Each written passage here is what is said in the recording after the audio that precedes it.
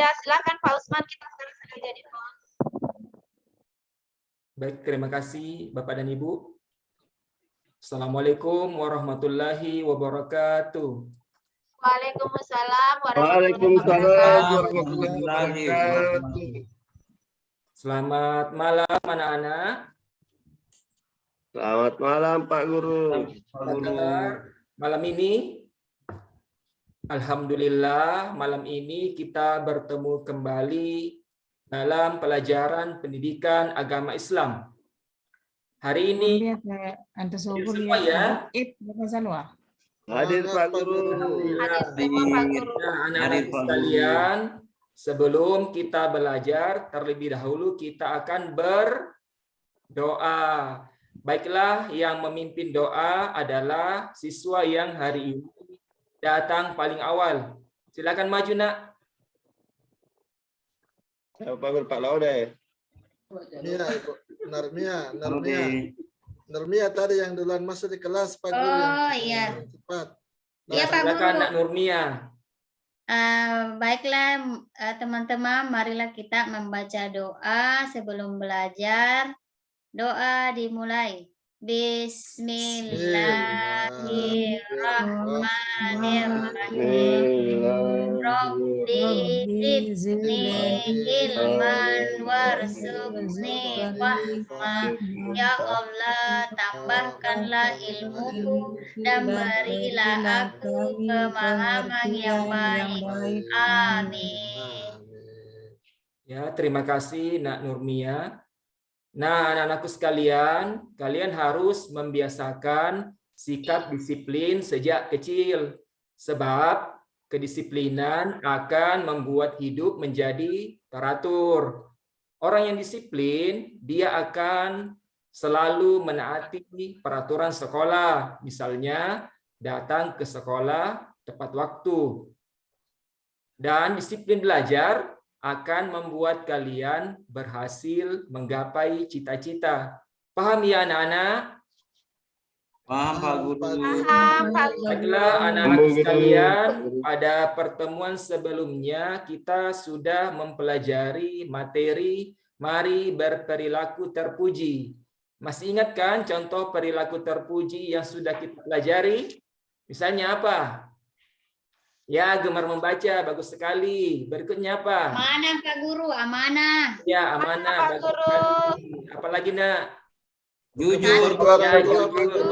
Pak Guru. Apalagi, Nak? Hormat dan patuh kepada Ya. orang tua dan guru. Ya, itu semua ya contoh perilaku terpuji. Anak-anakku sekalian, perilaku terpuji akan menggambarkan bagaimana ibadah yang dilakukan oleh seseorang. Apabila ibadahnya baik, maka hal itu akan tergambar pada perilakunya yang baik pula. Begitu pula sebaliknya.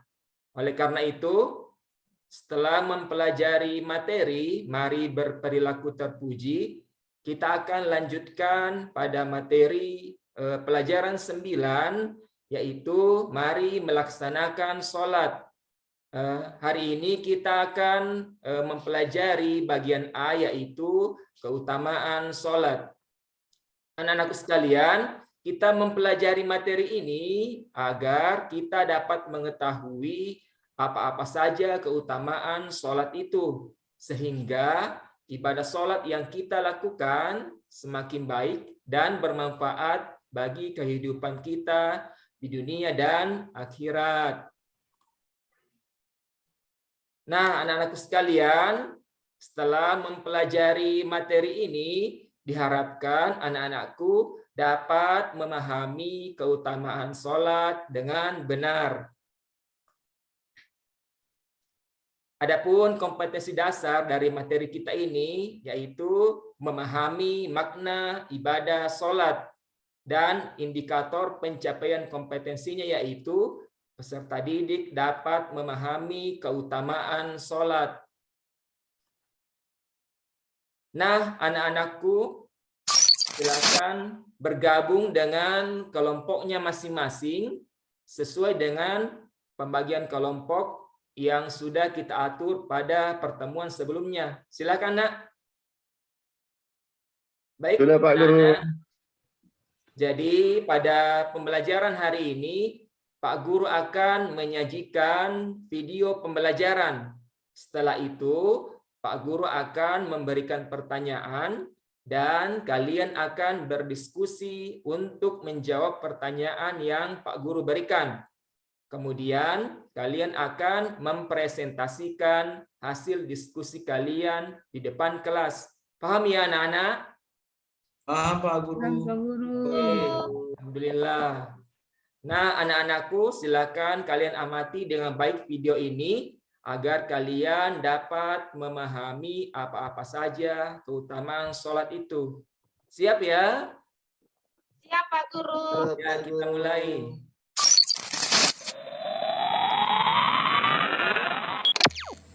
Assalamualaikum anak-anak. Apa kabar hari ini? Alhamdulillah, kita semua masih diberi kesehatan dan kesempatan oleh Allah Subhanahu wa taala sehingga kita dapat bertemu kembali pada pelajaran hari ini. Apakah kalian sering melakukan ibadah sholat? Tentu ya, kita diperintahkan oleh Allah Subhanahu wa taala untuk melaksanakan sholat. Tapi, mengapa sih kita harus sholat? Apakah hanya karena sholat itu adalah perintah Allah? Adakah keutamaan dari ibadah sholat dibanding dengan ibadah yang lain? Yuk kita simak penjelasannya dalam video kali ini. Simak videonya sampai akhir ya. Sebelum mulai, yuk kita berdoa terlebih dahulu. Mempelajari materi ini diharapkan kalian mampu memahami keutamaan sholat. Anak-anak sudah siap ya? Semoga Allah akan mengambil manfaat. Kita akan langsung membahas materi keutamaan sholat. Keutamaan bisa diartikan sebagai kelebihan dari yang lain. Apa saja sih keutamaan sholat? Jangan sampai kita sholat hanya karena disuruh saja ya. Pertama, sholat termasuk rukun Islam. Sholat adalah rukun Islam yang kedua setelah syahadatain. Kemudian yang kedua, sholat diwajibkan atas semua muslim atau muslimah yang perintahnya disampaikan langsung oleh Allah kepada Nabi Muhammad SAW ibadah-ibadah yang lainnya.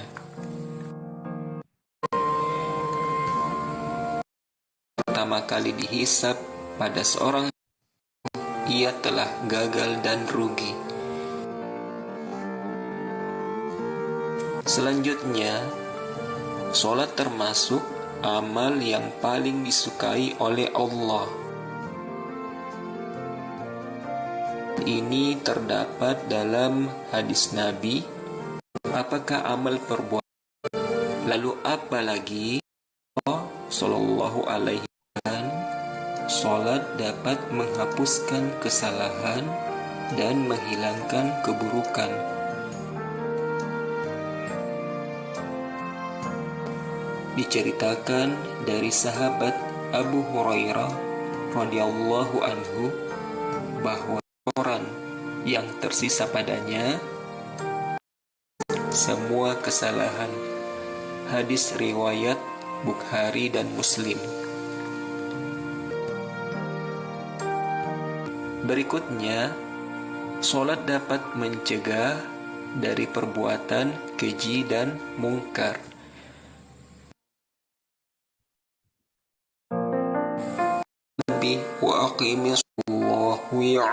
Sholat itu mencegah dari perbuatan keji dan mungkar, dan ketahui besar keutamanya sebab sholat yang dilaksanakan hanya sekedar gerakan surga Firdaus sebagaimana tercantum dalam Al-Quran surah Al-Mu'minun ayat 9 sampai 11. Bismillahirrahmanirrahim. Alladzi, yang memelihara salatnya, mereka itulah dalam firman-Nya surat Al-Baqarah ayat 153. Bismillahirrahmanirrahim. Ya ayyuhalladzina amanu sta'allah, salat yang dapat kita pahami. Sudah paham ya semua? Semoga anak-anakku alhamdulillahirabbil salat.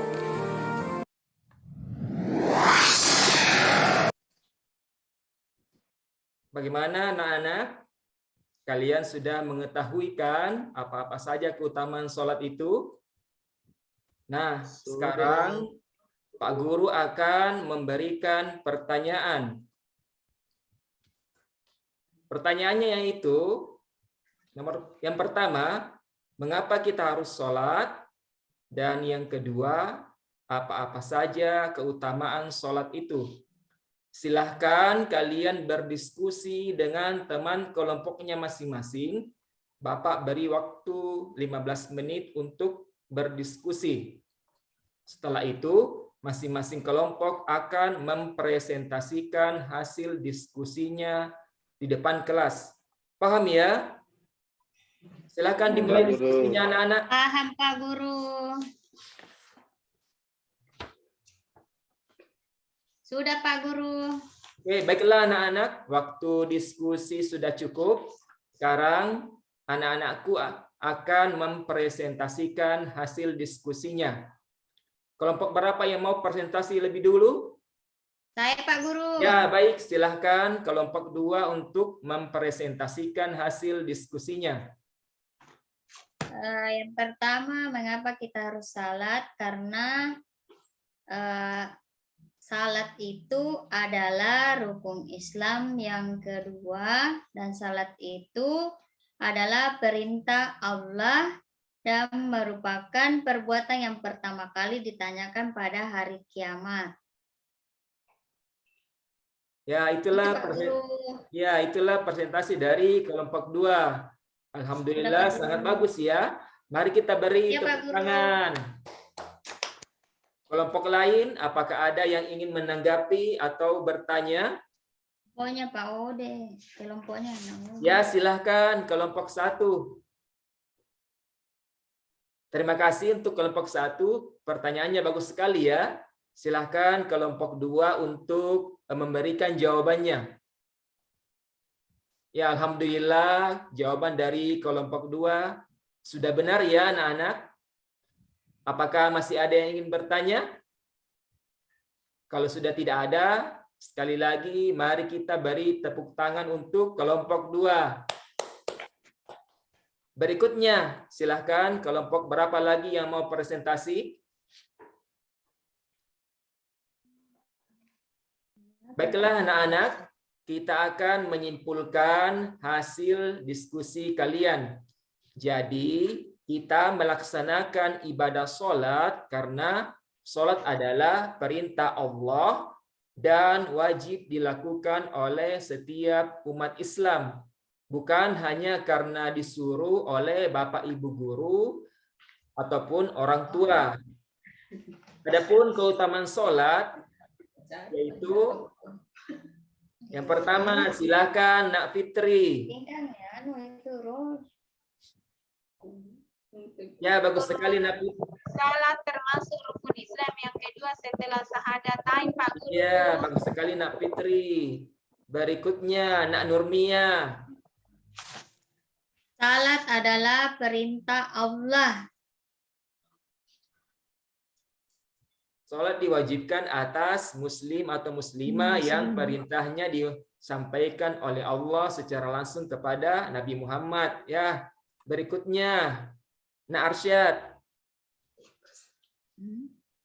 Ya, salat merupakan amal perbuatan yang pertama kali akan ditanya pada hari kiamat. Berikutnya Nak Subarli. Salat termasuk amal yang paling disukai oleh Allah Subhanahu wa taala. Bagus sekali Nak Subarli. Salat termasuk amal yang paling disukai oleh Allah. Berikutnya Nak Laude. Pergi kencing, Pak. Salat, Oh iya. salat dapat menghapuskan kesalahan dan menghilangkan Ada. keburukan. Iya, bagus sekali Nak Laude. Salat dapat menghapuskan kesalahan dan menghilangkan keburukan. Berikutnya Nak Nurmia. Sudah Pak Guru. Oh, Nak Baik sekarang. Salat dapat mencegah dari perbuatan keji dan mungkar. Pak Iya, Guru. bagus sekali Nak Baik. Berikutnya, siapa lagi yang belum disebut namanya? Saya ganti Arsa, Pak. Iya, Orang Nak. yang khusus salatnya akan mewarisi surga Firdaus, Pak. Iya, bagus sekali Nak Nurmia. Berikutnya, siapa lagi? Inang, temanku belum menjawab, Pak Guru. Iya, siapa namanya teman Tanah? Inang. Oh iya, Nak Inang silakan menjawab, Nak. Saya Pak Guru. Salat adalah sarana untuk mendapatkan pertolongan Allah, Pak Guru. Iya, bagus sekali. Jadi itulah keutamaan sholat. Baiklah anak-anak, silahkan dikerjakan latihan soalnya yang ada di LKPD-nya masing-masing. Bapak beri waktu 15 menit ya untuk mengerjakan LKPD-nya. Baiklah anak-anak, waktunya sudah cukup. Silahkan dikumpulkan LKPD-nya. Anak-anakku sekalian, setelah mempelajari materi ini, apa saja yang telah kalian pahami? Ya, keutamaan sholat, bagus sekali. Apakah masih ada yang belum dipahami dari materi ini? Alhamdulillah, sudah paham semua ya. Nah, Iya, bagaimana perasaan kalian setelah mempelajari materi ini? Senang kan? Senang, Pak Guru. Alhamdulillah. Nah, anak-anakku, sebagai kesimpulan dari materi kita hari ini, jadi ada 8 keutamaan sholat yang telah kita pelajari. Di antaranya, sholat merupakan rukun Islam yang kedua yang wajib dilaksanakan oleh setiap umat Islam. Karena amal perbuatan yang pertama kali akan ditanya pada hari kiamat adalah sholat. Oleh karena itu, Pak Guru berharap kalian semua dapat memelihara ibadah sholatnya karena kalian telah memahami keutamaan-keutamaan sholat. Paham ya anak-anak? Iya, Pak Guru. Pak Guru. Baiklah anak-anak, cukup sekian materi kita untuk hari ini. Insya Allah pada pertemuan selanjutnya kita akan lanjutkan pada materi makna bacaan sholat. Sebelum menutup pelajaran hari ini, anak-anakku tolong papan tulisnya dibersihkan dan selalu menjaga kebersihan kelas agar proses pembelajaran dapat berlangsung dengan nyaman. Paham ya? Iya, Pak Guru. Baiklah anak-anak, kita akhiri pertemuan kita hari ini dengan sama-sama membaca surah Al-Fatihah yang dipimpin oleh Nak Subarli. Silahkan Nak Subarli. Baiklah teman-teman, marilah kita menutup pembelajaran kita dengan sama-sama membaca surah Al-Fatihah. Bismillahirrahmanirrahim. Alhamdulillahirabbil alamin.